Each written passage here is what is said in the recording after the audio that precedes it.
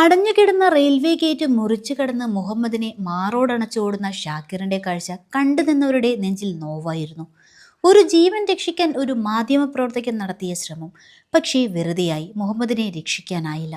വലിയ പറമ്പ് ബീരാൻകടവ് ബോട്ട് ജെട്ടിക്ക് സമീപം ചൂണ്ടയിടുന്നതിനിടെ അബദ്ധത്തിൽ വെള്ളത്തിലേക്ക് വീണ EMB മുഹമ്മദിനെ തൃക്കരിപ്പൂരിലെ അഗ്നിരക്ഷാസേന പുറത്തെടുത്ത് ആശുപത്രിയിലേക്ക് ഓടുമ്പോൾ വെള്ളാപ്പിലെ റെയിൽവേ ഗേറ്റ് അടഞ്ഞു.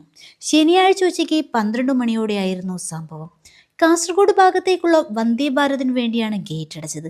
തുറക്കാൻ സമയമെടുക്കും എന്ന് കണ്ടതോടെ അഗ്നിരക്ഷാസേനയുടെ വാഹനത്തിൽ നിന്നും കുട്ടിയെ വാരിയെടുത്ത് തൃക്കരിപ്പൂരിലെ പ്രാദേശിക TV ചാനലായ TCNന്റെ ക്യാമറാമാൻ AG ഷാക്കിർ ഓടി. പിന്നാലെ അഗ്നിരക്ഷാസേന ജീവനക്കാരും നാട്ടുകാരും.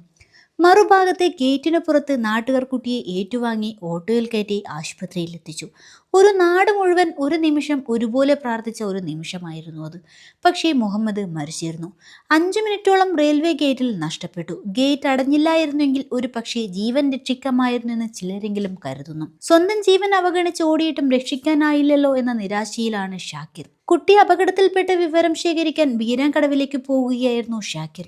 ഇടയിലക്കാട്ടെത്തിയപ്പോഴേക്കും കുട്ടിയെ കിട്ടിയതായി വിവരം ലഭിച്ചു. തിരികെ തൃക്കരിപ്പൂരിലേക്ക് പോകാൻ വെള്ളാപ്പ് റെയിൽവേ ഗേറ്റിനടുത്ത് എത്തിയപ്പോൾ ഗേറ്റ് അടഞ്ഞു കിടക്കുന്ന സമയമാണെന്നും മനസ്സിലായി.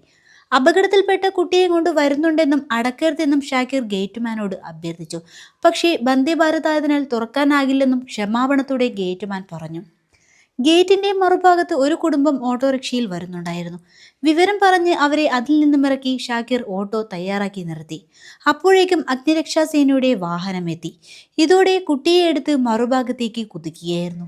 വലിയ പറമ്പ് ബീച്ചാര കടപ്പുറത്തെ സ്വദേശിയാണ് ഷാക്കിർ. ആഴം കൂട്ടിയ ബോട്ട് ചാലിൽ ചെളിയിൽ പൂണ്ടുപോയ നിലയിലാണ് മുഹമ്മദിനെ അഗ്നിരക്ഷാസേന കണ്ടെത്തിയത്.